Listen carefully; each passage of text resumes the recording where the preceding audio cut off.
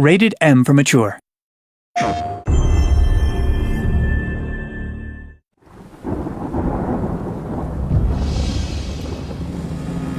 My dear sister, I write these lines with a heavy heart as I find myself, once more, imprisoned by shogunate forces. These corrupt men accuse me of treason, but I say it is they who betray our land, leaving her in great despair. They are scared and weak, clinging to power, no matter the cost. Let them pass judgment, for I chose my fate years ago, when the black ships arrived, like mountains rising from the sea.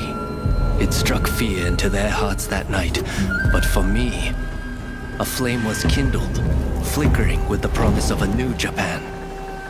She can be sovereign, and she can be free. Seize this opportunity, my sister. Rise up and oppose. Seek allies wherever you find them, and bring them to our call. For if our vision is to succeed, the shogunate must fall.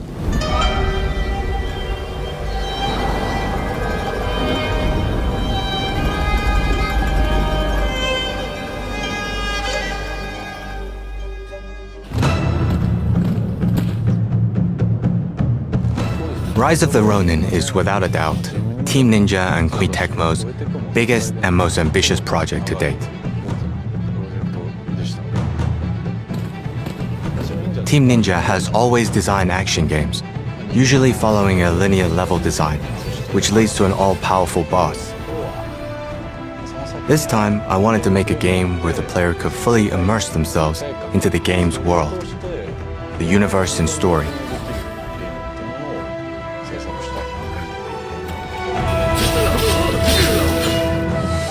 You play as a powerful Ronin, trained from a young age as one half of a pair by a secretive group known as the Veiled Edge. Separated from your blade twin for the first time, you now find yourself alone.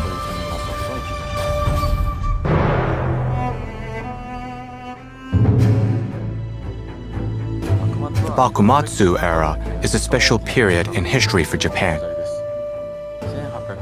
American gunboats, known as the Black Ships, arrived off the coast of Japan in the mid-1800s, forcing Japan to open up its market to the Western powers.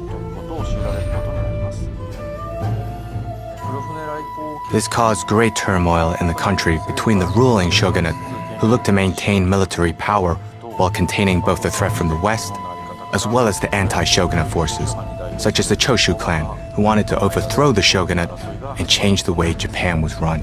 As the smoke rises, so shall we. So shall we!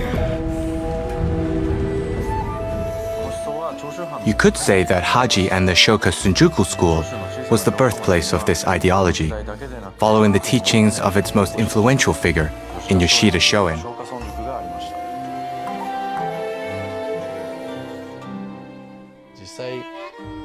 Although it was a different world in a different time, I believe he could be compared to Socrates. I wanted to depict his teachings and his life from the moment I started working on Rise of the Ronin. He wasn't just a philosopher. He insisted on the importance of taking action. The people must rise and demand revolution. How else can change endure?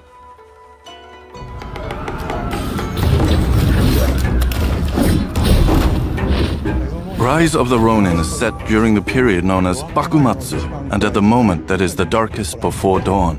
The darkness is represented by the constant political pressure piling on the shogun, widespread disease, and several battles being fought and lost.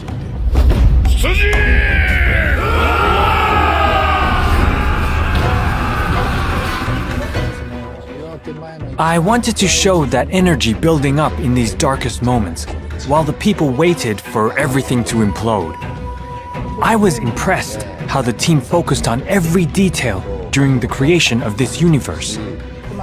A great story unravels based on actual historical research. from the cities and villages to the historical figures depicted, such as Katsukasha or Sakamoto Ryoma. There's also a specific energy from that period in history that the team as a whole wanted to express within the game.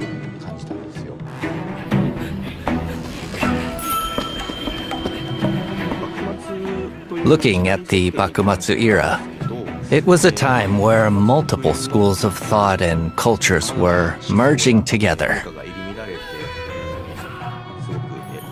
I wanted to express that chaotic world through sound.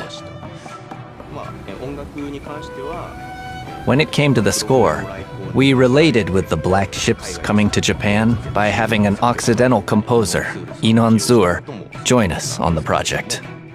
It's interesting to notice that the two main instruments that are carrying most of the melodies in the score are one Japanese and one Western. The cello, on one hand, it's very westernized, but playing the Japanese melodies, it's almost like talking to this era. And the shakuhachi, on the other hand, such a strong Japanese signature. But when it plays the music from the score, I let it many times play melodies that are more westernized. So together, this choice really added to the whole soundscape of the score.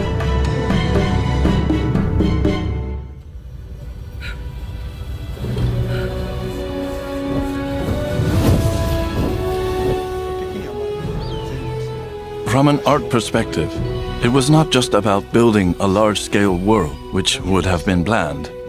So, in order to avoid that, we've worked on building landmarks during the process.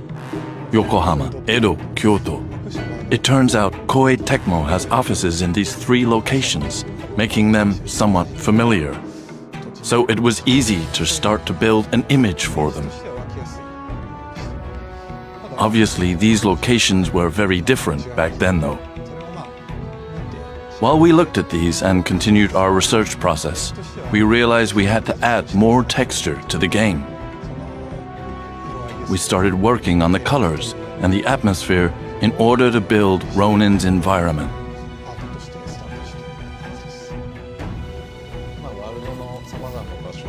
As you wander through various locations, some territories are dangerous as they are controlled by bandits. Alternatively, a city would be ruled differently, bringing in new types of challenges and battles. You can feel how that was recreated as you play the game. I believe players will be able to enjoy that. It is time to end this.